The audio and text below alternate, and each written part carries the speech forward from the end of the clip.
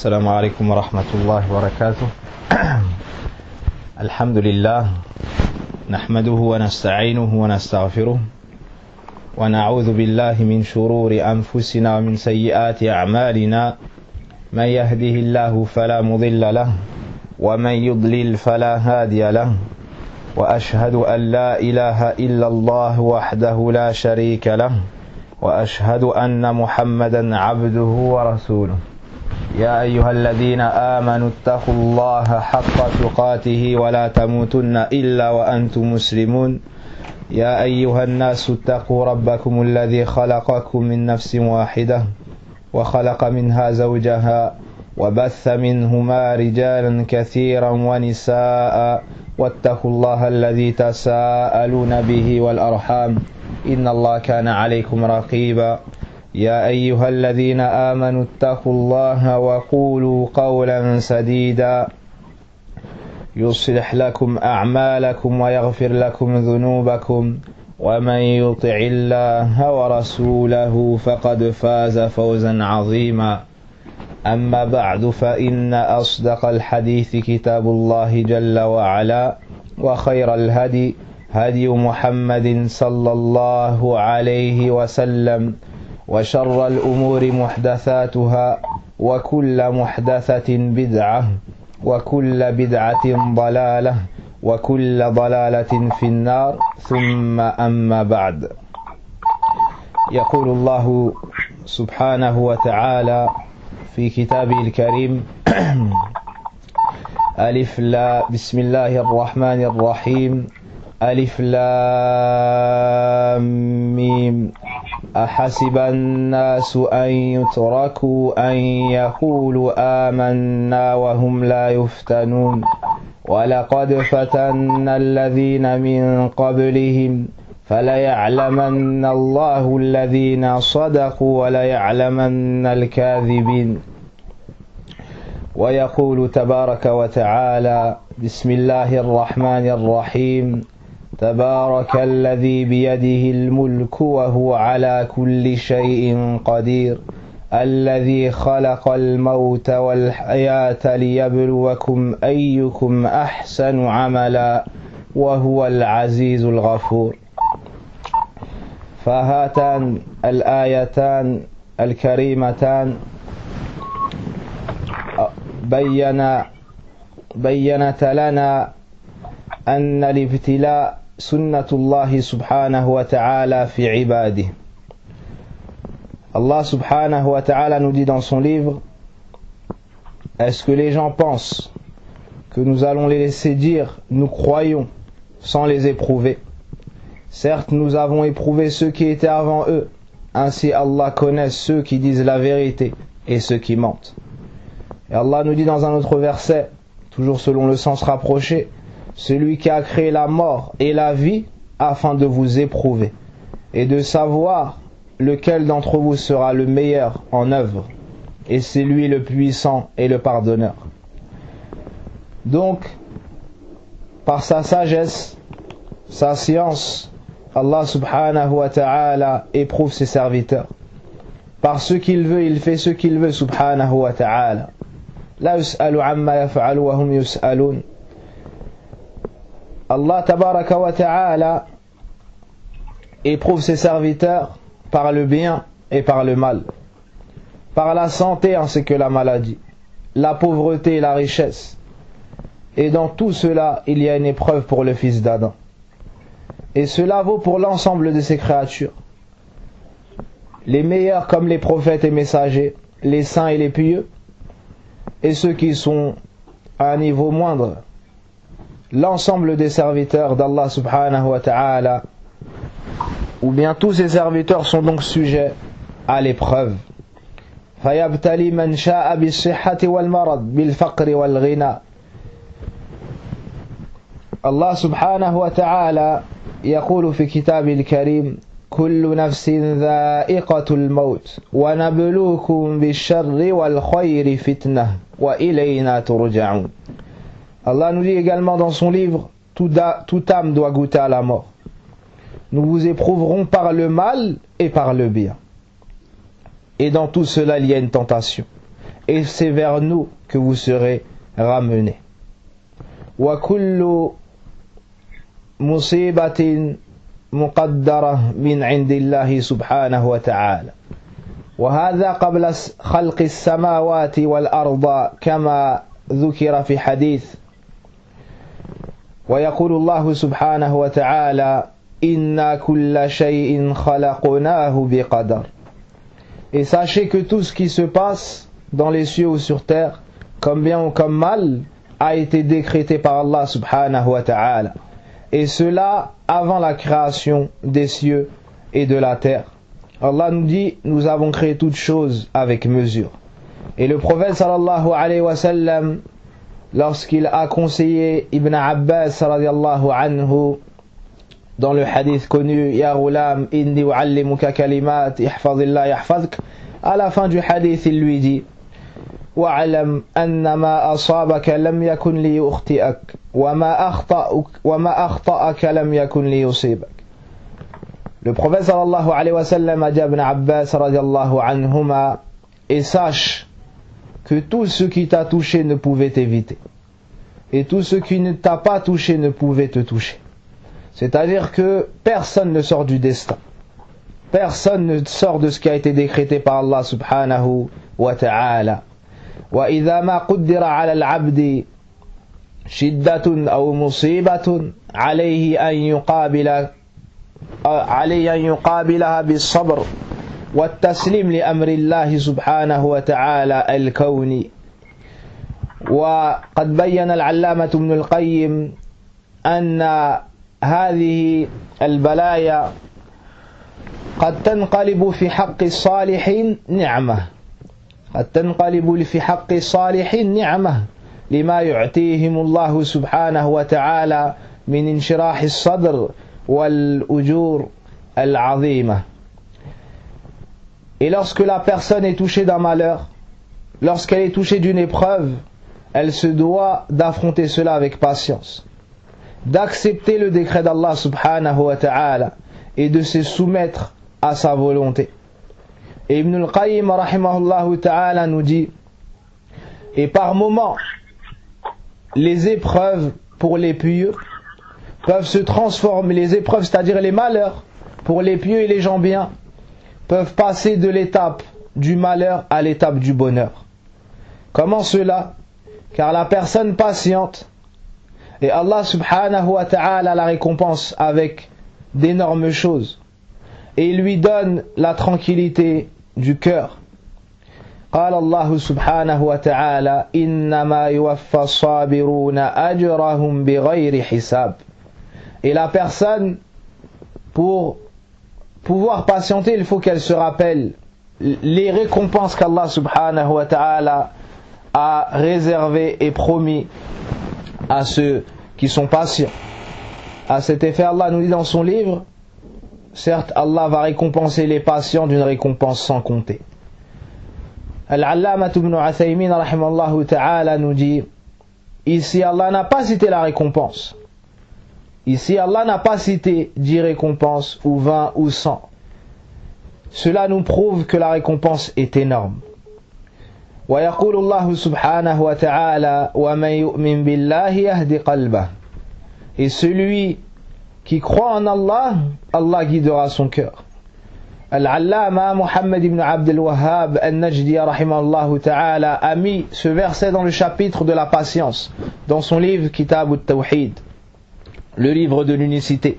Puis il a cité le tafsir de Alqamah rahimahullah ta'ala qui nous dit, c'est la personne qui a été touchée d'un malheur, elle a su que cela lui venait de son Seigneur Allah, elle a donc patienté, Allah a donc guidé son cœur.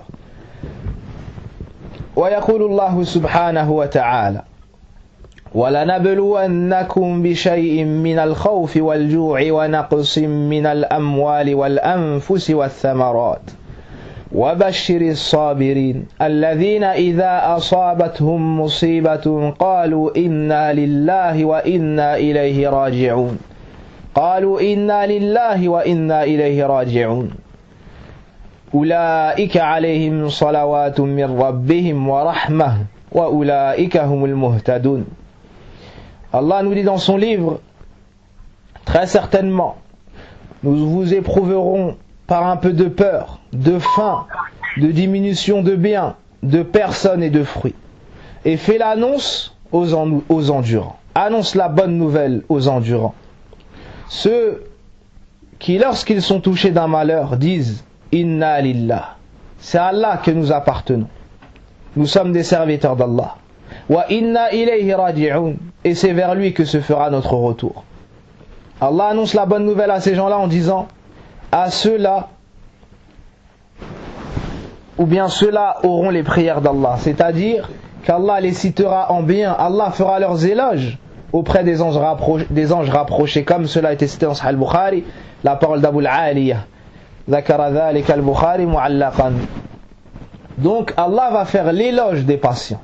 Allah va citer leurs qualités auprès des anges les plus rapprochés. Wa rahmah, et Allah leur fera miséricorde. Wa ulaika humul muhtadun, et voici les bien guidés. Allah va leur permettre de rester fermement cramponnés sur le bon chemin, à la sunna de son messager.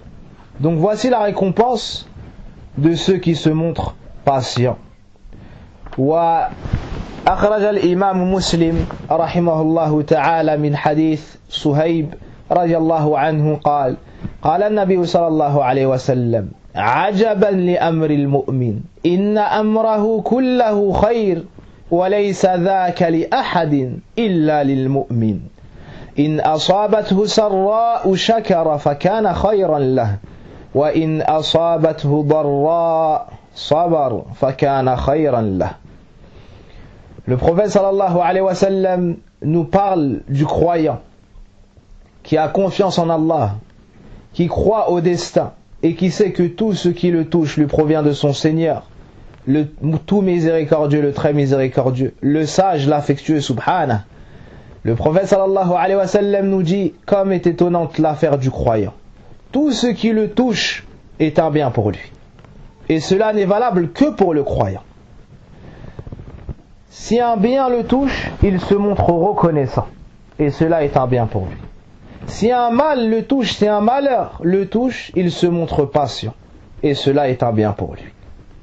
فهكذا يكون من وفقه الله سبحانه وتعالى في السراء والضراء مهما حصل له وهذا لعلمه بأن الله سبحانه وتعالى قدر مقادر الأمور قبل خلق السماوات والأرض ولعلمه بأسمائه وصفاته سبحانه وتعالى فإذا علم العبد أن الله من أسمائه الرحمن الرحيم اللطيف الحكيم الودود الرؤوف التواب الغفار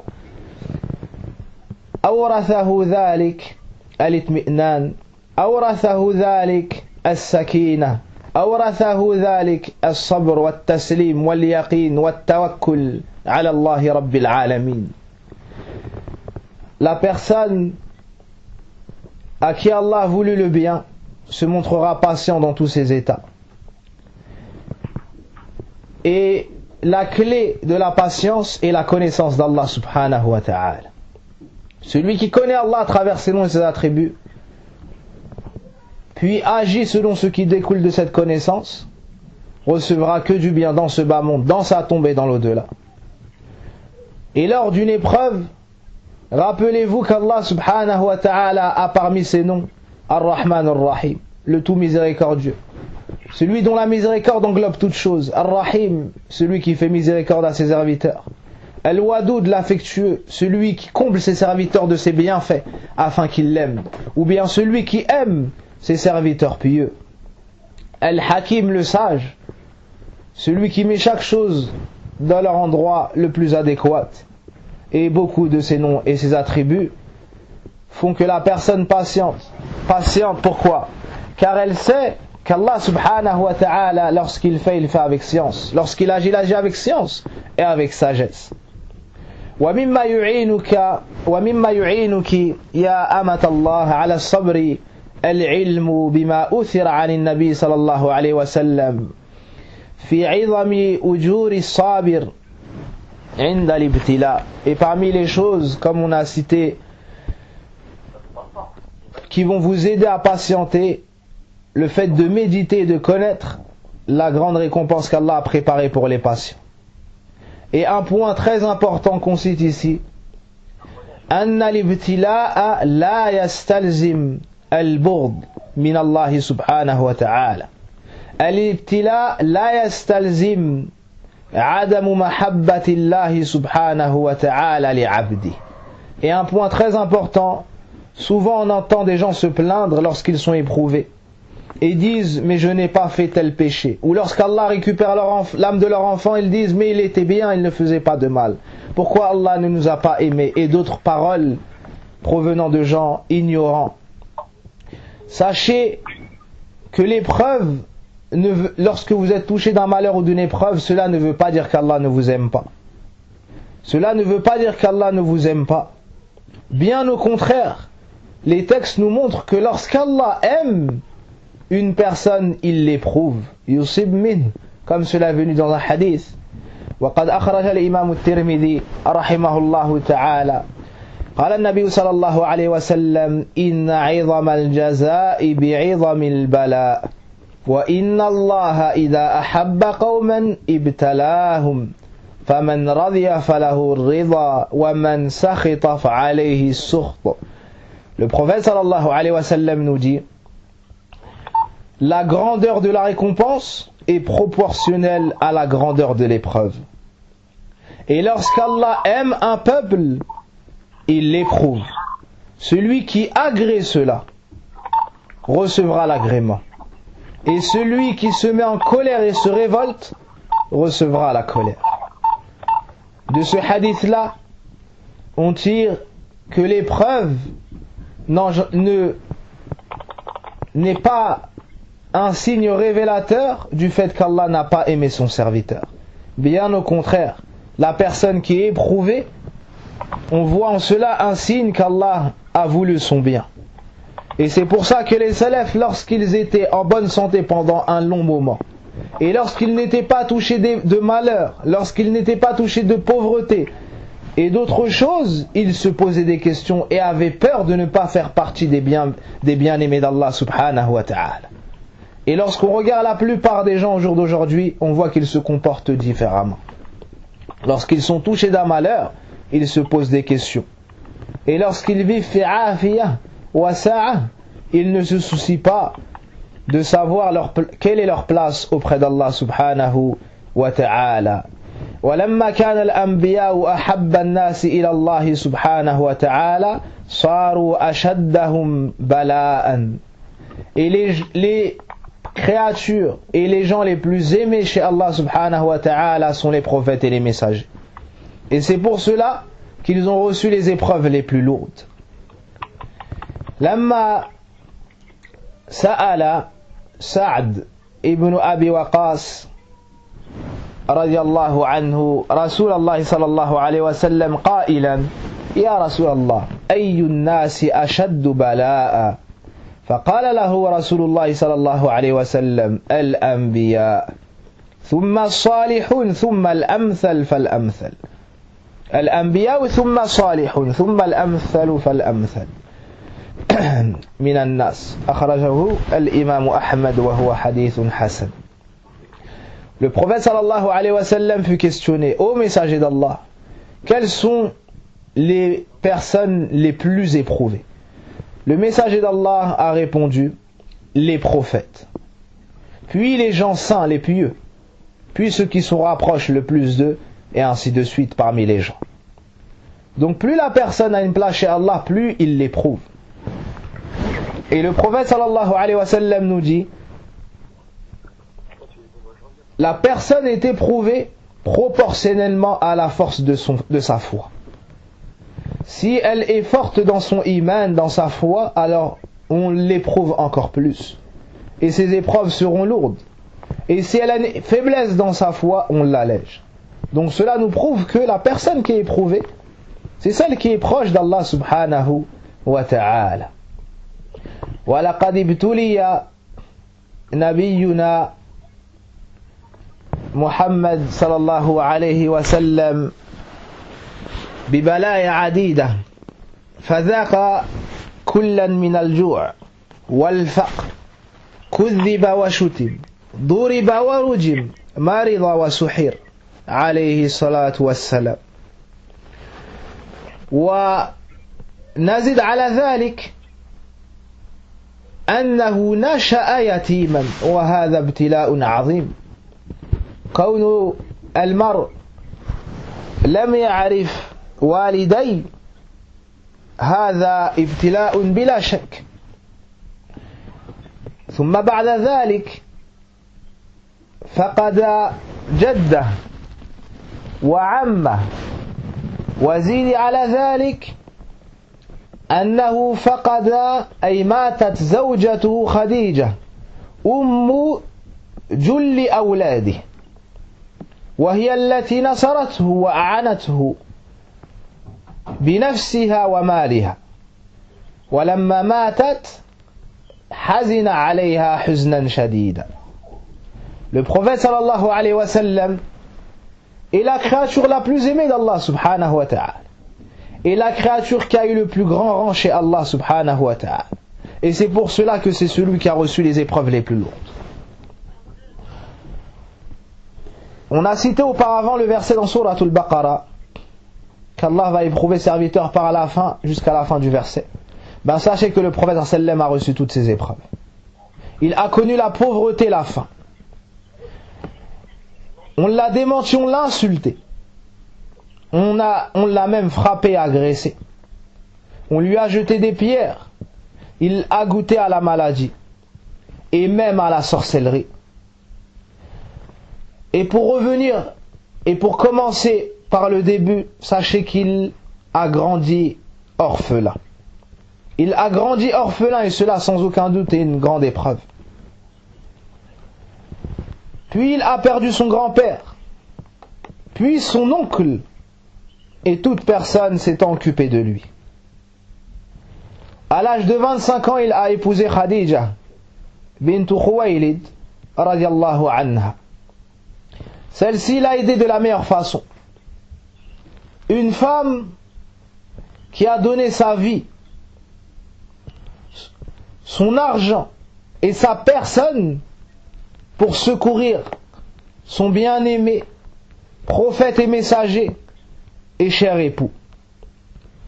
Elle a dépensé tout son bien, tous ses biens pour secourir l'islam et son mari. Et lorsqu'il est revenu de la grotte, lorsque pour la première fois il a reçu la révélation, les 5 premiers versets de Surah Al-Iqra, il est revenu et était apeuré. Il tremblait et avait peur.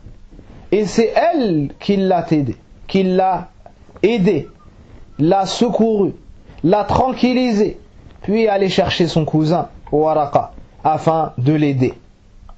C'est elle qui a été la cause de l'ensemble de ses enfants, excepté Ibrahim, qui est le fils de Maria, la copte. Donc, pratiquement tous ses enfants sont le fruit de Khadija radiallahu anha. Et que pensez-vous de l'amour d'un homme qui a une femme de la sorte?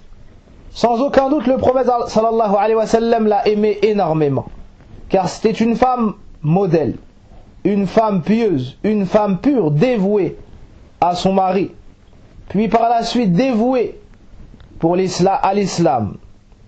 Et il a perdu cette femme-là de son vivant.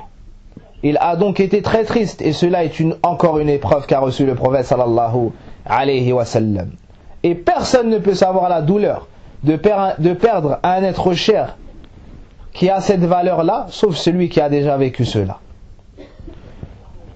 ونزيد على ذلك أنه مات جميع أولاده صلى الله عليه وسلم إلا فاطمة رضي الله عنها في حياته. On ajoute une épreuve ô combien immense, la perte des enfants. Sachez que le prophète sallallahu alayhi wa sallam a perdu l'ensemble de ses enfants et les a vus mourir de son vivant, excepté Fatima, qui est morte quelques mois après lui, sallallahu alayhi wa sallam, et qui est la première à l'avoir rejoint, sallallahu alayhi wa sallam. ونخص قصة وهي قصة إبراهيم ولده لما مات. فقال النبي صلى الله عليه وسلم لما مات ولده: إن العين تدمع. وأذكر لكم هذه القصة لنعلم جميعا صبر النبي صلى الله عليه وسلم عند الابتلاء. فقال: إن العين تدمع وإن القلب يحزن ولا نقول إلا ما يرضى ربنا ويجوز أن نقول ولا نقول إلا ما يرضى ربنا وإن بفراقك لمحزونون. كذا تأدب مع قدر الله النبي صلى الله عليه وسلم سيد الصابرين. Lorsque le prophète sallallahu alayhi wa sallam a perdu son fils Ibrahim, il a dit: certes, les larmes coulent et le cœur s'attriste, mais nous ne disons que ce qui plaît à notre Seigneur. Nous ne disons que ce qui plaît à notre Seigneur.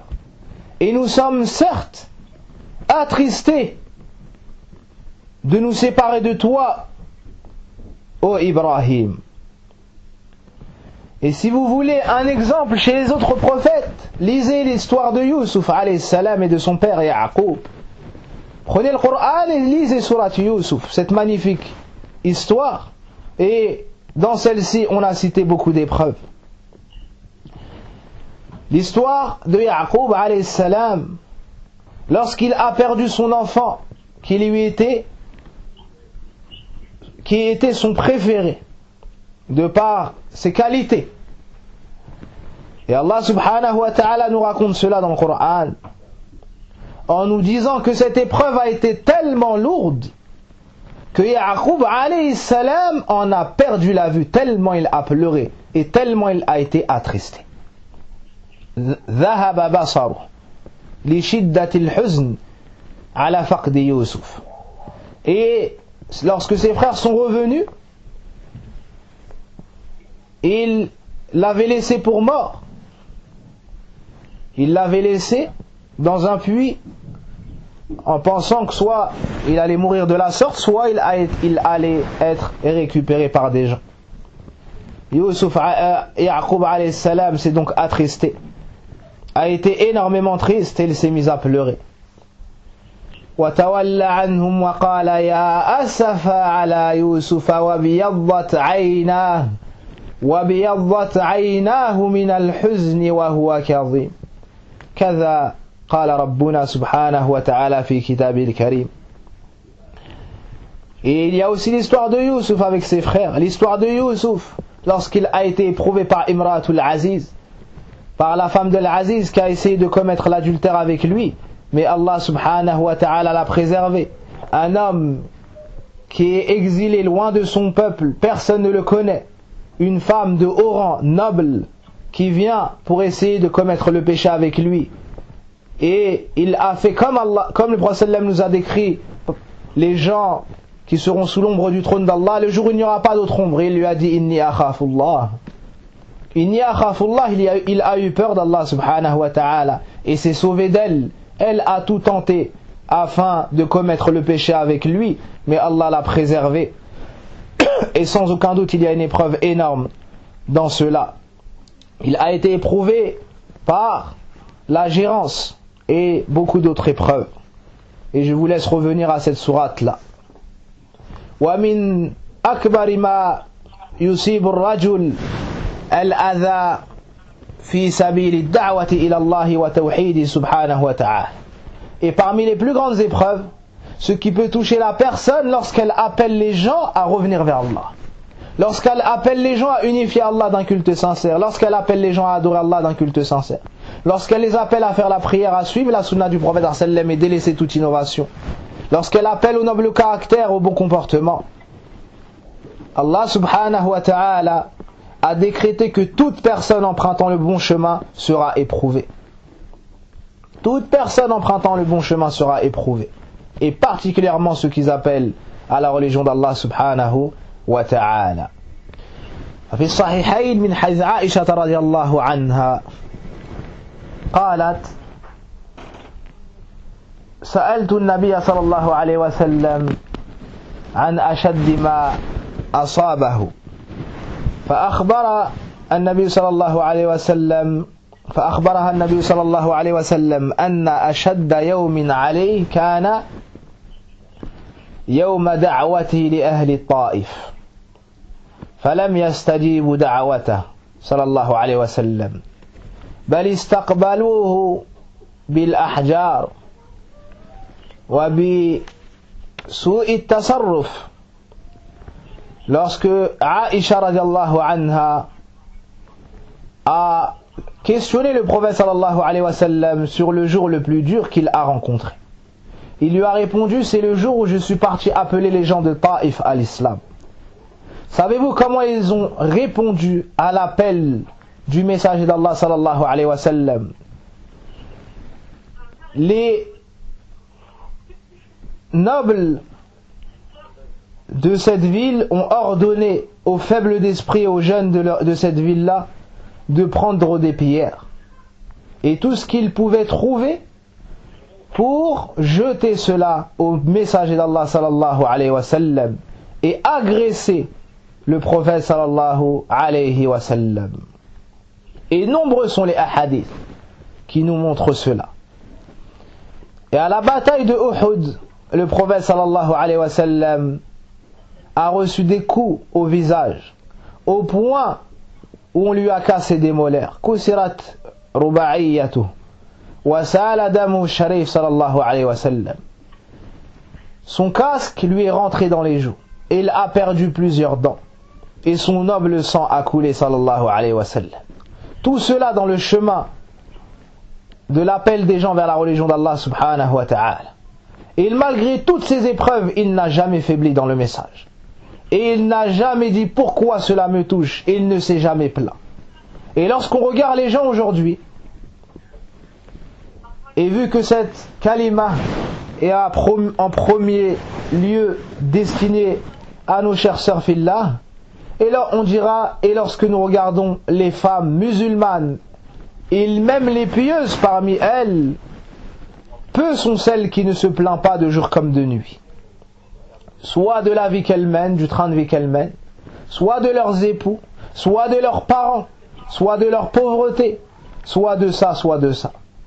Et lorsqu'on compare leurs épreuves aux épreuves du prophète sallallahu alayhi wa sallam, on trouve qu'elles vivent dans un bienfait. Mais ne se rend compte de ces bienfaits-là que celles qui le perdent. Que la femme battue, que la femme divorcée avec beaucoup d'enfants, que la femme qui perd ses parents, et j'en passe. وعن أبي مسعود رضي الله عنه قال كأني أنظر إلى النبي صلى الله عليه وسلم يحكي نبيا من الأنبياء ضربه قومه فأدموه وهو يمسح الدم على وجهه ويقول اللهم اغفر لقومي فإنهم لا يعلمون أي صبر هذا أي صبر هذا. Le Abu Mas'ud radiallahu anhu nous dit: c'est comme si je voyais le messager d'Allah devant moi lorsqu'il racontait l'histoire d'un prophète parmi les prophètes qui a été agressé par son peuple au point de faire couler son sang, et il essuyait son visage. Il essuyait le sang de son visage en disant: oh Allah, pardonne à mon peuple, car ils ne savent pas. Muttafaqun alayh. C'est-à-dire, cela a été rapporté par l'imam al-Bukhari et l'imam Muslim. Haoula hum awliya'ullah, safwatu khalqihi, subhanahu wa ta'ala. ومن أفضل صفاتهم الصبر والتسليم والرضا لأمر الله الكوني جل وعز. يضربون وهم يقابلون ذلك بالصبر، بالثبات على الحق، بالاستمرار على الدعوة إلى الله، بل بالصفح والعفو مع الدعاء لأقوامهم. Regardez cette chose étonnante. Ce prophète-là se fait agresser au point où son sang a coulé. Est-ce qu'ils l'ont agressé car il a fait une mauvaise chose? Non. وَمَنْ أَحْسَنُ قَوْلًا مِمَّنْ دَعَا إِلَى اللَّهِ وَعَمِلَ صَالِحًا وَقَالَ إِنَّنِي مِنَ الْمُسْلِمِينَ. Il vient pour les appeler à l'islam, les faire sortir des ténèbres vers la lumière, les faire sortir de l'enfer vers le paradis, leur donner la belle vie dans ce bas monde, dans leur tombe et dans l'au-delà. Et regardez comment cela les accueille en les insultant, en leur jetant des pierres, en faisant couler leur sang. Et ces prophètes-là disent: Ya Allah, pardonne-leur, car ils ne savent pas. Est-ce que nous, on arrive à faire ça avec les propres personnes de notre famille lorsque nous sommes éprouvés par eux? Est-ce qu'on arrive à faire ça avec les gens de notre foyer? Chaque personne connaît la réponse en ce qui la concerne. Ces prophètes-là ne se sont pas arrêtés à là. Ils ont excusé leur peuple, les ont pardonnés, leur ont pardonné et ont même fait dua pour eux. Et au jour d'aujourd'hui, lorsque tu vois deux sœurs se disputer, t'entends l'une dire à l'autre: Wallahi, je ne te pardonnerai pas jusqu'à Yawm al-Qiyamah, et je me servirai de tes hasanat Yawm al-Qiyamah. Alors que c'est sa sœur fillah, alors que peut-être c'est ses parents, alors que peut-être c'est ses frères, alors que peut-être c'est son mari, alors que peut-être c'est son enseignante, son ami, sa camarade, qui se prosterne pour Allah subhanahu wa ta'ala, tout comme elle se prosterne. Elle n'arrive pas à trouver cette miséricorde et ce pardon et ces invocations pour sa sœur, or que ces messagers-là ont trouvé cela pour leurs ennemis, pour ceux qui ont fait couler leur sang. Ibn Mas'ud radiallahu anhu nous dit: جاء النبي صلى الله عليه وسلم يصلي عند البيت أي أمام الكعبة، ولما سجد وضع رجل من قريش سلا جزور على ظهر النبي صلى الله عليه وسلم بين كتفيه وهم يضحكون من هذه الفعلة الشنيعة، والرسول صلى الله عليه وسلم ساجدا لرب العالمين لا يتحرك لا يرفع رأسه، حتى جاءت بنته فاطمة رضي الله عنها فطرحت أي أزالت على ظهره. متفق عليه.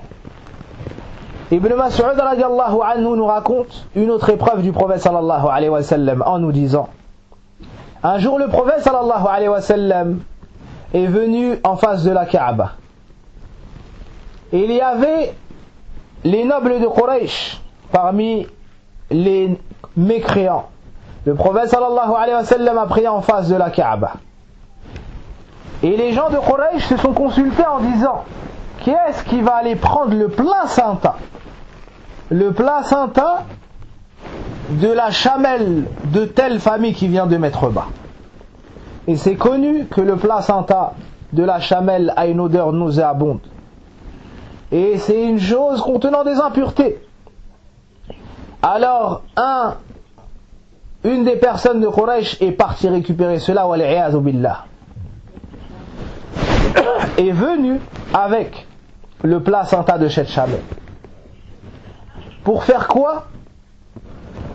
Ils ont attendu que le prophète sallallahu alayhi wa sallam se prosterne, soit en prosternation, en sujoud. Et ils sont venus et ont déposé cela sur le dos, entre les épaules du prophète sallallahu alayhi wa sallam, alors qu'il était prosterné pour le Seigneur des mondes. Ils ont mis cela sur son dos. Wala hawla wala quwwata illa billah. Ensuite ils se sont mis à rire de la situation. Et le prophète sallallahu alayhi wa sallam ne relevait pas sa tête, ne s'est pas laissé distraire de l'adoration, de l'unicité de son Seigneur, et il est resté prosterné. Ibn Mas'ud se plaignait de sa faiblesse devant Kuffar Quraysh, car il était faible, il ne pouvait intervenir, sinon il lui aurait fait du mal et aurait porté atteinte à sa vie. Jusqu'à ce que Fatima radiallahu anha, cette femme pieuse, cette femme courageuse, la fille du prophète sallallahu alayhi wa sallam, Sayyidatu Ahli al-Jannah, est venue en courant et a enlevé cela du dos du prophète sallallahu alayhi wa sallam. Regardez l'épreuve qu'a reçue le prophète sallallahu alayhi wa sallam alors qu'il se prosternait. Et regardez l'épreuve qu'a reçue Fatima radiallahu anha. Quelle épreuve pire que de voir son père, la meilleure créature, recevoir ou bien se faire agresser par des gens. Et le prophète sallallahu alayhi wa sallam a reçu d'autres épreuves. Il a été éprouvé dans son honneur lorsque la tête des hypocrites, Ibn Ubay ibn Salul, a colporté sur l'honneur du prophète sallam en parlant sur Aïcha radiallahu anha, la femme préférée du prophète sallallahu alayhi wa sallam, en disant qu'elle avait commis le péché avec Safwan as-Sahabi radiallahu anhu. Aïcha a reçu cette épreuve-là immense, au point, comme elle nous le dit, lorsque le prophète sallallahu alayhi wa sallam est venu la trouver, il lui a dit: Ya Aïcha,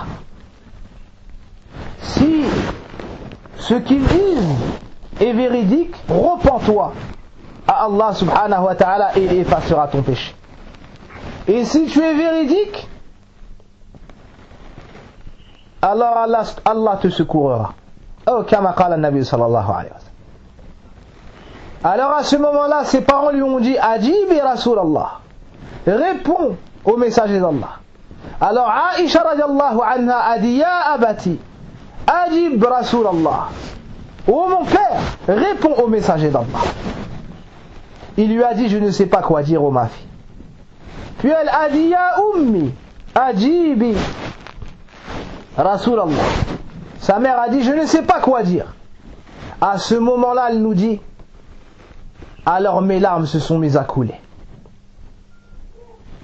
Alors mes larmes se sont mises à couler.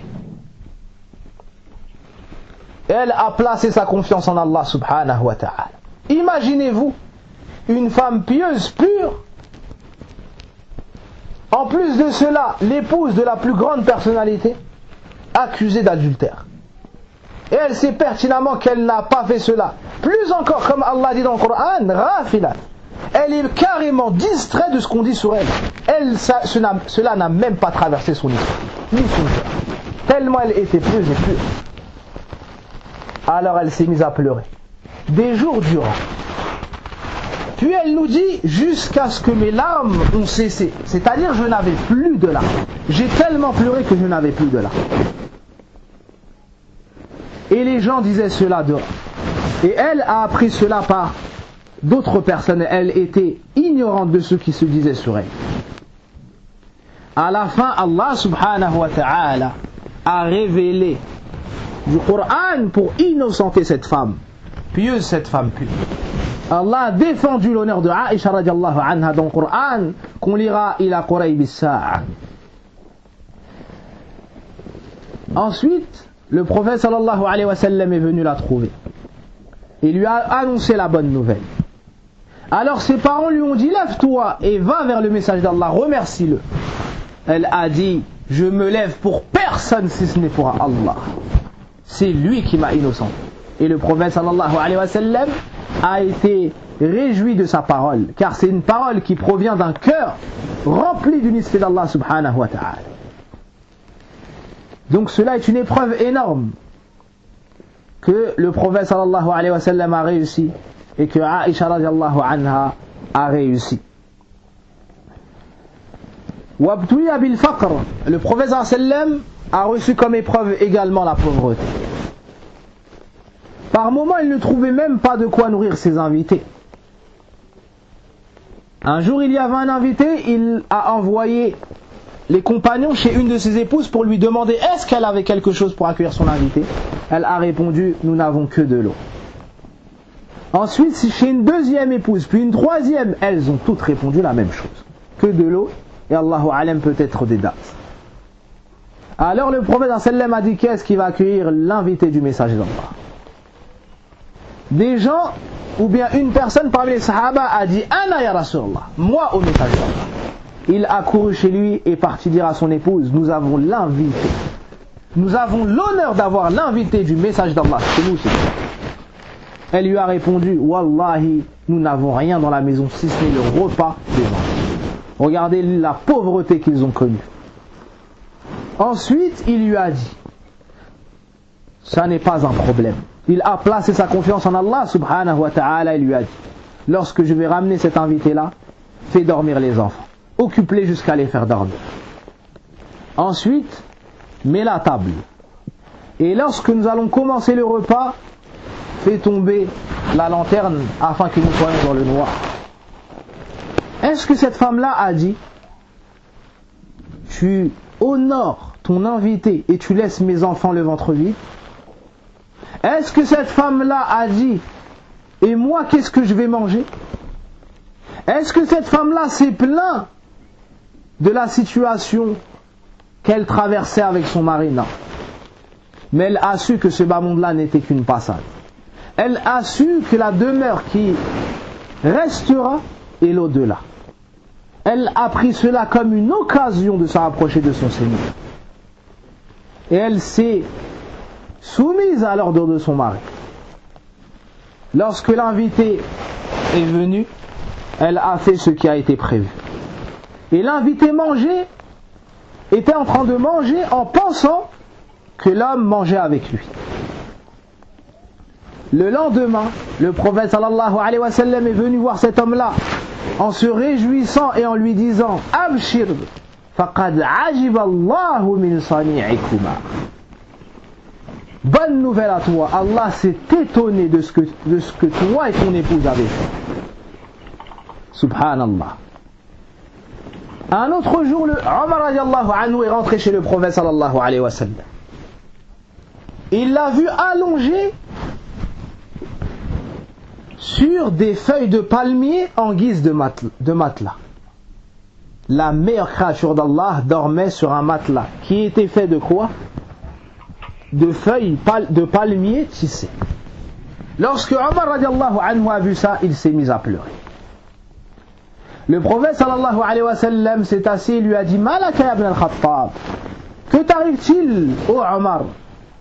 Omar lui a dit, ô messager d'Allah, voici Kisra et voici Qaysar, c'est-à-dire les rois des plus grandes puissances, chez les Romains et autres, les Perses. Les ruisseaux coulent sous leurs pieds.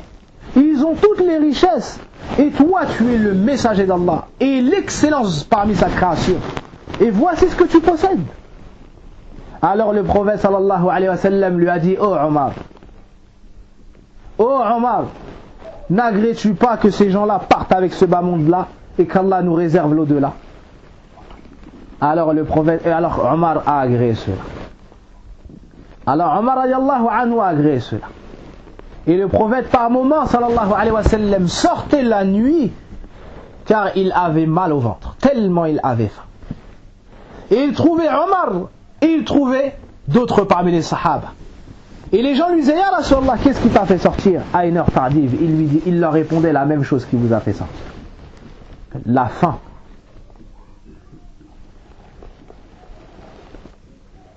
Et Aïcha radiallahu anha, lorsqu'elle a raconté la situation à son neveu, Abdullah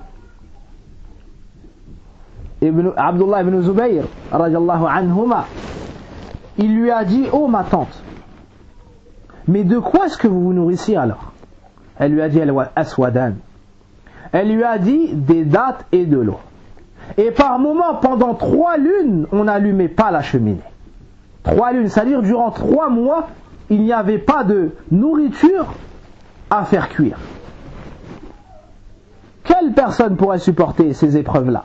si ce n'est celle qui a su que cela nous venait d'Allah subhanahu wa ta'ala, et qu'Allah est plus miséricordieux envers elle que la propre personne envers elle-même. Et parmi les plus lourdes épreuves, la maladie. La maladie, le prophète sallallahu alayhi wa sallam a été touché de la maladie. Et combien sont les appels que nous recevons d'hommes et de femmes touchés par une maladie très difficile qui est la sorcellerie. Et combien sont les gens qui, lorsqu'ils sont touchés de ce mal-là, se dirigent à droite, à gauche. Ils avancent et reculent et oublient de se diriger vers celui qui est au-dessus de son trône, au-dessus de cette cieux, Allah, Rabbil Alamin. Ils oublient de lever leurs mains vers celui qui ne dort jamais, vers celui qui est le vivant, qui ne meurt pas, subhanahu wa ta'ala, vers celui qui entend tout et qui est doux et miséricordieux. Le prophète sallallahu alayhi wa sallam a été touché de la sorcellerie d'une femme juive et il ne l'a même pas assassiné, il ne l'a même pas fait tuer par la suite, et il a patienté sur cela. Et cela est même la cause de sa mort sallallahu alayhi wa sallam après quelque temps. Et un exemple parmi les gens qui ont été touchés de la maladie, une femme au temps du prophète sallallahu alayhi wa sallam, une femme noire qui était touchée de crises d'épilepsie, soit par un djinn ou autre, car il y a plusieurs sortes. Elle est venue voir le prophète sallallahu alayhi wa sallam en lui disant: ô messager d'Allah, invoque Allah afin qu'il me guérisse. Le prophète sallallahu alayhi wa sallam lui a répondu: si tu veux, j'invoquerai Allah afin qu'il te guérisse, et tu guériras, incha'Allah. Et si tu veux, tu patientes, voilà qu'il jannah, et tu auras en récompense le paradis. Elle lui a dit: je choisis donc la patience au messager d'Allah. Mais lorsque j'ai ces crises-là, je me découvre. Alors invoque Allah afin que je ne me découvre pas lors de mes crises. Allahu Akbar. شغلها الشاغل وهمها الحياة وحجابها سبحان الله. Elle lui a dit: lorsque j'ai ces crises-là, je me découvre, invoque donc Allah afin que je ne me découvre pas lors de ces crises. Où avez-vous vu une femme touchée d'une lourde maladie dont le seul souci est de ne pas montrer son corps et ses cheveux à un homme étranger? Son seul souci à cette femme-là était de ne pas faire tomber son hijab lorsqu'elle était malade, lorsqu'elle avait ses crises, lorsqu'elle était attaquée. Subhanallah. Et tu trouves au jour d'aujourd'hui des femmes saines d'esprit, saines dans leur santé, et pourtant elles se permettent de sortir, marcher sur la terre d'Allah en contradiction avec ce qui plaît à Allah comme tenue. Wala hawla wala quwwata illa billah. Lorsque vous entendez l'histoire de cette femme, comment est-ce que la femme qui ne porte pas le hijab, qui ne porte pas le jilbab, ou qui se voile comme il lui plaît à elle, mais pas en suivant la sunna du prophète sallallahu alayhi wa sallam, comment cela est possible alors que cette femme-là, son seul souci était de ne pas faire tomber son hijab? La femme a l'ordre de se couvrir de la tête aux pieds. Il y a une divergence en ce qui concerne le visage et les mains.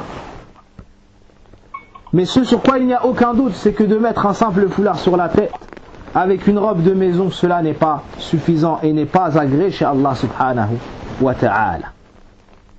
Wa shay'u bi shay yudhkar. Et cela m'amène à un autre sujet qui s'est répandu, et c'est une fitna, un ibtila qui touche les femmes de cette communauté au jour d'aujourd'hui. C'est le fait de mettre des vestes cintrées au-dessus de leur djilbab.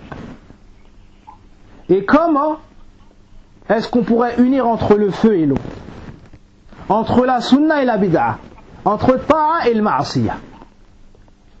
Cela n'est pas permis.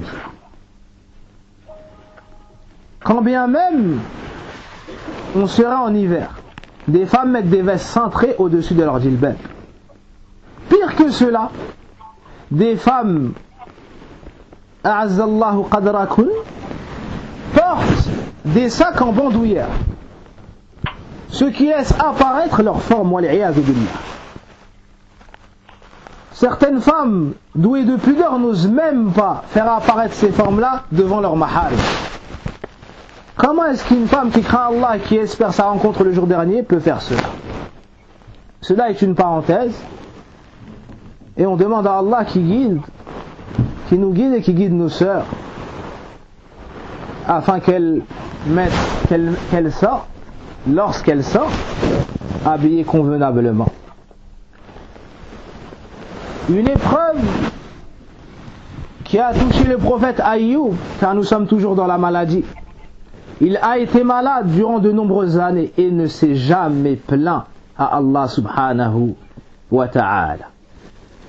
Et les épreuves sont nombreuses, et les histoires et les exemples également. Et pour illustrer tout ça, je vais vous parler d'un prophète qui est le deuxième meilleur des prophètes après le prophète Mohammed sallallahu alayhi wa sallam. Nabiullah Ibrahim alayhi salam. Il a reçu d'énormes épreuves. Après avoir cité l'exemple du prophète sallallahu alayhi wa sallam, voici les exemples qui ont touché le prophète Ibrahim alayhi salam. Il a été éprouvé, et cela, je cite cela, ou je commence par cela, pour renforcer, comme je le peux, nos sœurs converties à l'islam. Nos sœurs, où Allah a vu du bien dans leur cœur, il les a donc purifiées de la mécréance et du shirk, et les a fait rayonner de par leur conversion à l'islam. Beaucoup d'entre elles sont éprouvées par un père kafir, par un père non musulman, qui leur a déclaré la guerre à partir du moment où elles ont décidé de ne se prosterner que devant Allah et de ne suivre que la législation du prophète Mohammed sallallahu alayhi wa sallam. Certaines parmi elles ont même été virées de chez elles, wal-'iyadhu billah. Combien sont les sœurs qui nous ont appelés pour nous dire: mon père m'a mis à la porte, ma mère m'a frappé, et j'en passe. Sachez que ceux qui vous ont devancé dans cela sont le prophète Mohammed sallallahu alayhi wa sallam. Il a été viré de la Mecque et s'est retrouvé à Médine. Sachez que ceux qui vous ont devancé dans cela, dans ceux qui vous ont devancé dans cela, il y a le prophète Ibrahim alayhi salam. يقول الله سبحانه وتعالى في كتابه الكريم في سورة مريم: واذكر في الكتاب إبراهيم إنه كان صديقا نبيا إذ قال لأبيه يا أبت لم تعبد ما لا يسمع ولا يبصر ولا يغني عنك شيئا يا أبت إني قد جاءني من العلم ما لم يأتك فاتبعني أهدك صراطا سويا يا أبت لا تعبد الشيطان إن الشيطان كان للرحمن عصيا يا أبت إني أخاف أن يمسك عذاب من الرحمن فتكون للشيطان وليا قال أراغب أنت عن آلهتي يا إبراهيم لئن لم تنته لأرجمنك واهجرني مليا قال سلام عليك سأستغفر لك ربي إنه كان بي حفيا وأعتزلكم وما تدعون من دون الله وأدعو ربي عسى ألا أكون بدعاء ربي شقيا. Allah subhanahu wa ta'ala dans sourate Maryam nous raconte l'épreuve d'Ibrahim avec son père, l'épreuve d'un enfant musulman avec un père non musulman. Il est venu le trouver et lui a dit: oh mon père, pourquoi est-ce que tu adores ce qui ni n'entend ni ne voit et ne te sert à rien, ne peut être profitable? Oh mon père, m'est venue une science que tu ignores, suis-moi et je te guiderai sur le droit chemin. Oh mon père, n'adore pas le shaitan, car le diable a été désobéissant en tout miséricordieux. Oh mon père, j'ai peur que ne te touche un châtiment du tout miséricordieux et que tu fasses partie des alliés du diable. Regardez comment son père lui a répondu: est-ce que tu te détournes de nos divinités, ô Ibrahim? Si tu n'arrêtes pas, je te lapiderai et tu t'éloigneras de moi pour un long moment. Il y a une grande épreuve dans cela pour Ibrahim. Il appelle son père à l'islam, à la ilaha illallah, au tawhid, et son père se moque de lui. Et son père le menace de l'agresser et de l'exiler très loin de lui. Et son père lui ordonne d'arrêter de faire da'wa ila tawhid. Dans tout cela, il y a des épreuves pour l'enfant musulman de la part de son père qui n'est pas musulman. Ibrahim a été également éprouvé avec son peuple lorsqu'il est resté ferme dans sa religion et a refusé l'adoration des idoles. Pourtant son père est celui qui faisait ces idoles-là et les vendait.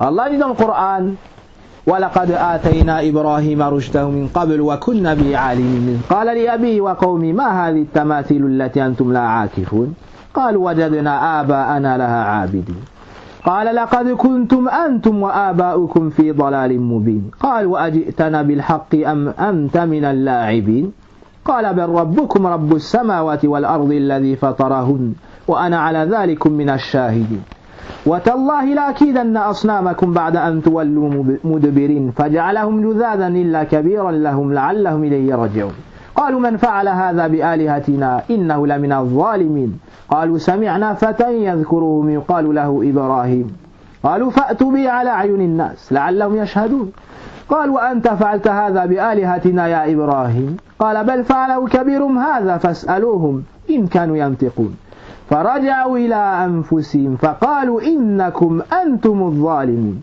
ثم نكسوا على رؤوسهم لقد علمت ما هؤلاء ينطقون قال فتعبدون من دون الله ما لا ينفعكم شيئا ولا يضركم أف لكم ولما تعبدون من دون الله أفلا تعقلون قالوا حرقوه وانصروا آلهتكم إن كنتم فاعلين قلنا يا نار كوني بردا وسلاما على إبراهيم وأرادوا به كيدا فجعلناهم الأخسرين. ما أعظم كلام رب العالمين. Allah nous raconte l'histoire d'Ibrahim avec son peuple. Lorsqu'ils l'ont invité à leur Eid, à leur fête païenne, il a prétexté la maladie et a refusé d'y aller. Lorsqu'ils sont partis, il est parti casser leurs idoles et a laissé la plus grande. Puis lorsqu'ils sont revenus, ils ont dit: qui est-ce qui a fait ça à nos divinités? Il est certes parmi les injustes. Il est certes parmi les injustes. Il parle d'Ibrahim alayhi salam. Ensuite, ils ont ramené Ibrahim, ils ont débattu avec lui. Et lorsqu'ils ont vu qu'il est resté fermement accroché au tawhid, accroché à la ilaha illallah et à l'islam, ils ont comploté contre lui. Ils ont allumé un feu énorme. Au point, les historiens ont dit qu'il a fallu une catapulte pour pouvoir le jeter dans le feu. Ensuite, ils l'ont pris et ils l'ont jeté dans le feu. Et comme dit Ibn Abbas, il a dit: Hasbi Allah wa ni'mal wakil. Au moment où ils l'ont jeté dans le feu. Allah me suffit, et quel bon garant. Il a placé toute sa confiance en Allah subhanahu wa ta'ala. Il n'a cherché l'aide qu'auprès d'Allah tabaraka wa ta'ala. Et Allah a ordonné au feu de devenir prêcheur salutaire pour Ibrahim. Et Ibrahim a été épargné de toute brûlure et de tous les maux. Voici comment Ibrahim a été éprouvé par son peuple et comment est-ce qu'il est resté ferme, accroché à sa religion. Ibrahim a été éprouvé de par son épouse ou avec son époux, Sarah. Et Sarah a été éprouvée par la jalousie et par l'épreuve de la polygamie. Lorsque elle n'a pas réussi à avoir d'enfant, elle a donc donné Hajar à Ibrahim et d'elle il a eu Ismaïl. Imaginez la lourdeur qui a pu s'installer dans le cœur de Sarah. Et cette jalousie naturelle qui touche la femme. Mais elle a patienté dans son épreuve. Et Hajar a eu une épreuve énorme lorsque Ibrahim l'a laissé à Mecca par l'ordre de son Seigneur. Fi wadin ghayri dhi zar'a, dans une terre ne comprenant aucune culture. Il n'y avait ni zonip, il n'y avait pas d'eau, il n'y avait personne. Ibrahim a laissé Hajar avec son enfant, son nouveau-né Ismaïl, qu'il a tant attendu toutes ces années. Il l'a eu à un âge avancé. Allah lui a ordonné de partir. Ibrahim a donc laissé auprès de Hajar une gourde d'eau et des dattes. Comme cela est venu dans Sahih al-Bukhari, le hadith Ibn Abbas. Ensuite, il est parti et s'est dirigé vers son Seigneur. Lorsqu'il est parti, Hajar l'a suivi en marchant derrière lui. Et lui a dit, Ya Ibrahim, ayna tadhhabu wa tatrukuna bihadha alwadi alladhi laysa fi insan wala shay. Elle lui a dit, où est-ce que tu vas en nous laissant ici sur une terre où il n'y a personne et il n'y a rien. فقالت له ذلك مرارا. Elle a répété cela. Et dans cela, il y a une épreuve énorme pour Ibrahim alayhi salam. Car lorsque une femme que nous aimons nous parle avec des paroles aussi douces, dans une situation aussi dure, sans aucun doute le cœur de la personne s'effrite. Et il y a une douleur énorme qui s'installe. Et le fait qu'elle répète cela nous montre la douceur qu'elle avait envers lui, l'amour qu'elle avait envers lui. Et cela ne fait qu'ajouter une épreuve pour Ibrahim alayhi salam. Ensuite, il ne se dirigeait pas vers elle, il ne la regardait pas. Et se dirigeait vers Allah subhanahu wa ta'ala. Ensuite, elle lui a dit, Allahu alladhi amaraka bihada. Est-ce Allah qui t'a ordonné cela? Faqala na'am. Il lui a dit oui. Faqalat idhan la yudayi'una. Elle a répondu, alors Allah ne nous abandonnera jamais. Subhanallah.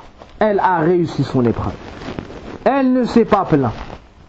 Elle a patienté à placer sa confiance en Allah. Et a même renforcé son mari dans son épreuve. Et combien sont les femmes qui sont, elles, la cause de la perte de la piété de leur mari? Car elles les détournent de la religion d'Allah pour les faire entrer dans la dunya. Va travailler de jour comme de nuit et arrête tes cours. Ensuite, tu vois l'homme s'éloigner petit à petit de la mosquée, s'éloigner petit à petit des cours, des assises de science, pour rester auprès de son épouse, auprès de ses enfants et sa famille. Alors sa foi baisse, alors son comportement baisse, et ça finit mal. Et cette femme était loin d'imaginer les répercussions d'affaiblir la foi de son mari. Regardez ici Hajar, elle a renforcé son mari dans sa mission, en lui disant Allah ne nous abandonnera pas. En d'autres termes, ne te soucie pas de nous, va et fais ce qu'Allah t'a commandé et nous, Allah va nous secourir. Et dans cela, il y a une épreuve immense pour Hajar car elle aimait la bonne compagnie. Et puis à la fin de cette histoire-là, comme beaucoup doivent connaître, Allah subhanahu wa ta'ala envoya un ange qui de son aile, c'était Jibril, a creusé, a fait sortir la source d'eau qui s'appelle Zamzam, que vous connaissez tous. Et donc, Ibrahim alayhi salam a reçu toutes ces épreuves-là et a réussi ces épreuves-là. Et la dernière épreuve que je vais citer, qui a touché Ibrahim, c'est l'épreuve avec son fils Ismaïl. Lorsqu'Allah tabaraka wa ta'ala lui a montré en rêve, à plusieurs reprises, en train d'égorger son fils. Il est parti voir Ismaïl alayhi salam et lui a dit, Ya bunayya inni ara fil manami anni azbahuka fanzur ma'adha tara. Oh mon fils, je me vois, inni ara, wa hadha fi'lun mudari' wa yadullu ala al-istimrar fi shay. Ay ra'a miraran fi manamihi annahu yadhbah waladahu Ismaïl. Je me vois en songe souvent en train de t'égorger. Qu'est-ce que tu penses de cette vision-là? Ismaïl a réussi son épreuve en disant Ya abati fa'al ma tu'mar satajiduni insha'Allahu minas sabirin.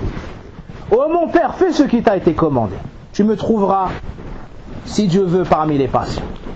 Ibrahim a donc parlé à son fils avec ces paroles douces. Oh mon cher fils, je me vois en train de t'égorger. Et lorsqu'il a dit Ya abati, les gens du tafsir ont dit, c'est comme s'il avait dit Oh mon fils, je t'aime. Mais Allah m'a commandé une chose, qu'est-ce que tu en penses? Et son fils lui a répondu Ya abati, Ya bunay, et lui a répondu Ya abati. C'est comme s'il avait dit et moi aussi mon père je t'aime, mais quand même fais ce qui t'a été commandé. Et lorsqu'il lui a dit fais ce qui t'a été commandé, il lui a pas dit égorge-moi. C'est comme pour lui dire mais sois sincère lorsque tu fais ton acte. Fais cela imtithalan li amrillah. Ensuite il l'a pris, l'a attaché et s'est apprêté à l'égorger. À égorger son fils qu'il a eu un âge avancé. Son fils qu'il aimait énormément. Et lorsqu'ils ont tous deux réussi leur épreuve, Allah subhanahu wa ta'ala a remplacé cet acte-là par l'immolation d'une bête. Et dans ça, il y a une preuve que فَإِنَّ مَعَ الْعُسْرِ يُسْرًا إِنَّ مَعَ الْعُسْرِ يُسْرًا. Il y a dans la difficulté une facilité, il y a dans la difficulté une facilité. Pour une difficulté, sachez qu'Allah vous facilite deux facilités, comme la Balaga de ce verset nous indique. Car al-usr est venu ma'arifa et al-yusr est venu nakira. Donc la facilité ici n'est pas la même dans les deux versets. Par contre la difficulté est la même dans les deux versets. Donc pour une épreuve, sachez qu'Allah vous fera suivre cela de facilité. Et il y a beaucoup de biens dans les épreuves. Parmi ces bienfaits-là, Allah fait la distinction entre les gens bons et les gens mauvais, entre le véridique des menteurs, comme on a resté dans le début de Surat Al-Ankabut. Parmi les bienfaits de l'épreuve, c'est qu'Allah pardonne les péchés des gens. Au point le prophète sallam nous dit, il n'y a pas un mal qui te touchera. À la fin il nous dit, même le moustique qui te pique. Par cela Allah t'efface tes péchés. Parmi les bienfaits des épreuves, l'élévation au paradis. Le prophète sallam nous dit, Allah veut donner une grande place au paradis, mais le serviteur ne fait pas ses actions. Il ne peut pas atteindre ces grands degrés par ses actions à lui. Alors Allah l'éprouve jusqu'à lui faire atteindre ces hauts degrés du paradis. Donc Allah purifie la personne, élève ses degrés par ses épreuves. Et une des grandes sagesses des épreuves, c'est le fait qu'on se rende compte de notre faiblesse. Et que nous sommes juste des simples créatures d'Allah. Et sans l'aide d'Allah, nous ne pouvons rien faire. Alors on va s'humilier devant Allah tabaraka wa ta'ala. Lorsqu'on est malade, on voit que nous sommes que des serviteurs d'Allah et que nous avons besoin d'Allah. On revient donc vers lui, vers la soumission, vers l'adoration d'Allah subhanahu wa ta'ala. قال الله وَلَنُذِيقَنَّهُمْ مِنَ الْعَذَابِ الْأَدْنَى دُونَ الْعَذَابِ الْأَكْبَرِ لَعَلَّهُمْ يَرْجِعُونَ. Allah dit dans le Coran qu'il va nous toucher par les petites épreuves avant les grandes, afin qu'on revienne vers lui avec de par son adoration, la soumission et le repentir. Donc toutes ces épreuves-là ont touché les meilleurs de la création. Et nous maintenant, lorsque nous sommes touchés d'épreuves, on doit prendre ces gens-là en exemple. On doit patienter dans nos épreuves, invoquer Allah subhanahu wa ta'ala et lui demander de nous accorder la patience et de nous récompenser pour ces épreuves-là. Et je conclus en disant que les gens dans l'épreuve se divisent en quatre.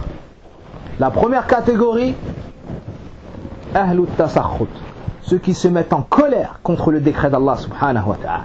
Et ceux-là sont les pires des gens.